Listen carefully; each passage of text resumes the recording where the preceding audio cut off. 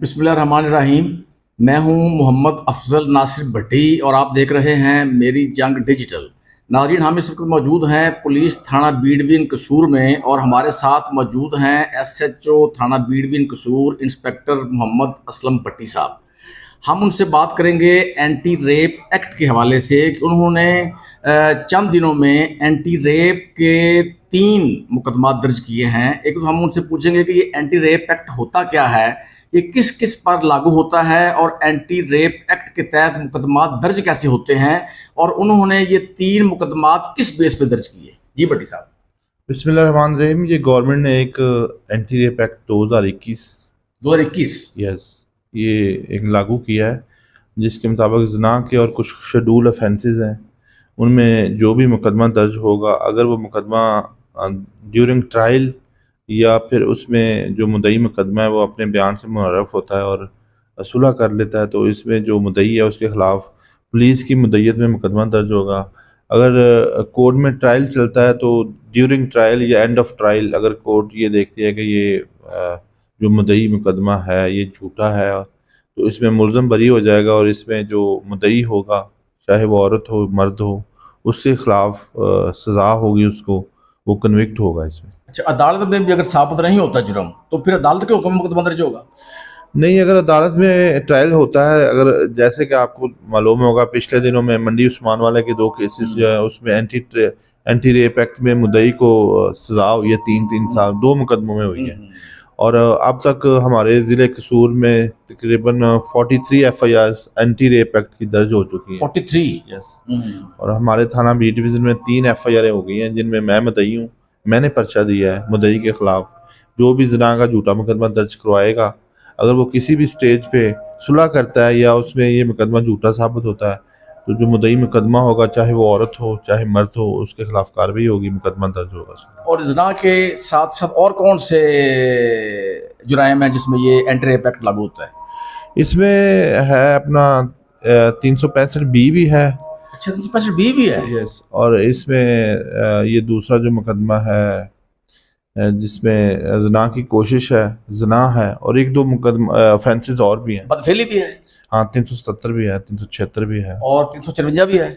354 पहले था, लेकिन लास्ट डेज में अभी इसमें थोड़ी अमेंडमेंट हुई है, तो 354 को इसमें से निकाल दिया गया है। अच्छा, आपने कौन कौन से मुकदमा दर्ज किए हैं? मैंने 3 मुकदमा दर्ज किए हैं, जिसमें ये मेरे सामने 3 FIR पड़ी हुई हैं। ये एक मुकदमा हमने दर्ज किया है, इसमें मुद्दई मुकदमा मुसम्मी मोहम्मद अहमद नासिर, ये इसमें जेल जा चुका है, अरेस्ट है। नहीं, ये थोड़ा बता दें ये क्या है। क्या इसमें इसने एक मुकदमा दर्ज कराया था 354 और 452 मोहम्मद अहमद ने? जी। और इसमें बाद में उसने सुलह कर लिया, अदालत में बयान दे दिया कि मेरा ये वक़ूआ मैंने गलत दर्ज कराया था, मुझसे गलतफहमी पे मैंने पर्चा करवा दिया। इसने मैं लिखा था इसने कि फलां मेरी बेटी या बहन के कपड़े फाड़े गए थे? जी बिल्कुल ऐसा ही है इसने। अच्छा, 354 में। अब ये खुद जेल में है?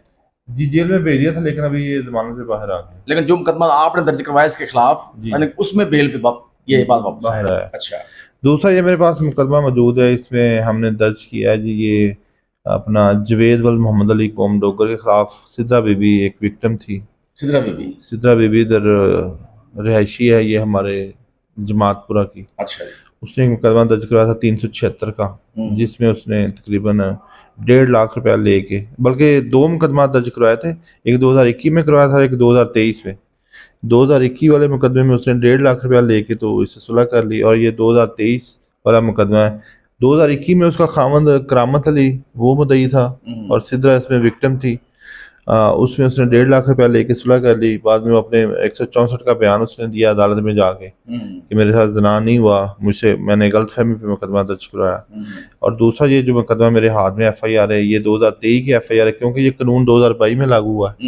तो 2022 के बाद जितनी भी FIR रेप की हैं, जिसमें अगर मुद्दई मुनारफ होता है या वो केस बरी होता है, तो उसमें जो मुद्दई है उसको सजा होगी। इस मुकदमे में क्या हक़ाइक़ थे? ये 816/23 मुकदमा है। ये अपना एक शख्स है, उसका नाम जवेद वल मोहम्मद अली डोगर।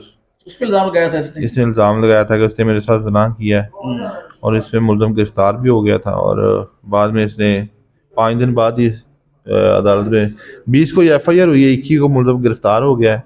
तो 25 को उसने अदालत में जाके बयान दे दिया कि जी मैंने जो FIR करवाई थी ये मैंने तो गलत फहमी पे करवाई, मेरे साथ तो ज़िना ही नहीं हुआ। तो ये फिर हैबिचुअल थी?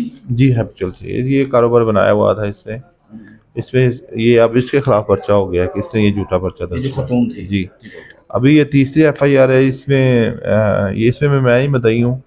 इसमें एक लड़का है, उसके साथ बदफिली का इल्ज़ाम लगाया गया और गुलाम अली ने मुकदमा दर्ज करवाया था कि मेरा एक शागिर्द है जैन, उसके साथ कुछ लोगों ने बदफिली की है। तो पुलिस, चूँकि ये इतना सेंसिटिव मामला है, जो भी हमारे पास रिपोर्ट होता है हम इस पर फ़ौरन एफआईआर हुई। लेकिन कुछ ही दिनों बाद जो मुद्दई मुकदमा और विक्टिम दोनों ने अदालत में बयान दे दिया कि जी हमारा तो लड़ाई झगड़ा हुआ था, बदफिली हुई नहीं। तो ये भी उसी एंटी रेप एक्ट में उनके खिलाफ पर्चा हो गया। अब किस व्यक्ति के खिलाफ? ये दोनों भी गिरफ्तार है। दोनों भी हुआ मुकदमा दर्ज है? हाँ, दो बंदों पे, मुद्दई पे भी हुआ और विक्टिम पे भी हुआ। तो आपका क्या ख्याल है कि ये जो एंटी रेप एक्ट है, ये जो हैबिचुअल खवातीन थी, जो ग्रोह बने हुए थे, गैंग्स बने हुए थे, उनका खात्मा हो जाएगा? जी बिल्कुल जी, ये बहुत एक कानून का जो एक बहुत बेहतरीन किस्म का ये एक्ट है, कानून है, जिसमें गवर्नमेंट ने ये बहुत अच्छा कानून बनाया है कि जिसमें जो भी बंदा इस चीज़ को कारोबार या अपने ज़ाती मफाद के लिए इस्तेमाल करेगा, जैसा कि आपको पता है कि बाज़ पेशावर औरतें होती हैं, वो खुद ही अपनी मर्ज़ी से किसी के साथ पहले जाके वो करवा लेती हैं कोई ऐसा मामला, और बाद में वो थाने पहुंच जाती हैं, जी मेरे साथ तो फलाने बंदे ने ज़िना कर लिया है, और बाद में उनका मकसद अब सिर्फ़ और सिर्फ उनसे पैसे ही इतना होता है। तो ये गवर्नमेंट ने एक बहुत अच्छा कानून बना दिया है। अब जो भी गलत पर्चा करवाएगा, पहले तो मेरा ख्याल वैसे ये काम बंद हो जाएगा, अगर कोई करवाएगा तो वो भी इंशाल्लाह अरेस्ट होके जाएगा। ये इसमें सिद्रा भी अरेस्ट हो चुकी है, अभी जेल में बंद है वो, जेल में अभी? जी। और ये जो दूसरा मुकदमा है जिसमें बदफिली का इल्ज़ाम लगाया था, जैन इसमें विक्टिम था। जी। और जो दूसरा लड़का है लतीफ़, इल्ज़ाम है लतीफ़, बल्कि इसमें जो मुद्दई था वो गुलाम अली था, लतीफ़ के खिलाफ उसने पर्चा करवाया था कि इसने बदफिली की है। लतीफ़ तो उसमें फारग हो गया, उसने सुलह कर ली, और जो गुलाम अली था और जो जैन था जिन्होंने ये इल्ज़ाम लगाया था, वो दोनों भी गिरफ्तार होकर जेल जा चुके हैं। अच्छा, ये बता दें कि ये जो एंटी रेप एक्ट है, ये इसकी सजा कितनी है और क्या ये बेलेबल है या नॉन बेलेबल है? ये नॉन बेलेबल है जी, दफ़ा 22 लगती है एंटी रेप एक्ट की, जिसमें पर्चा होता है, और SHO मुद्दई बनता है। इसमें सजा कितनी है इसकी? ये 3 साल सजा है इसकी। गुड जी। नाज़रीन, जैसा कि आपने SHO बीडवीन कसूर इंस्पेक्टर मोहम्मद असलम भट्टी साहब की गुफ्तगू सुनी है, ये जो उन्होंने गुफ्तगू की है, ये बड़ी इंफॉर्मेटिव गुफ्तगू है, मालूमाती गुफ्तगू है कि हम सब को, नाज़रीन को पता चले कि एंटी रेप एक्ट क्या है। और उन्होंने बताया है कि एंटी रेप एक्ट के साथ जो लोग थे, जो जिन्होंने कारोबार बनाया हुआ था, जिन्होंने गैंग्स बनाए हुए थे ख़वातीन ने, कि जो सादा लोगों को पहले फंसाती थी, उनके साथ उल्ट पुल्ट कोई गलत काम करवाती थी और फिर उनसे पैसे लेकर उनसे सुलह कर लेती थी।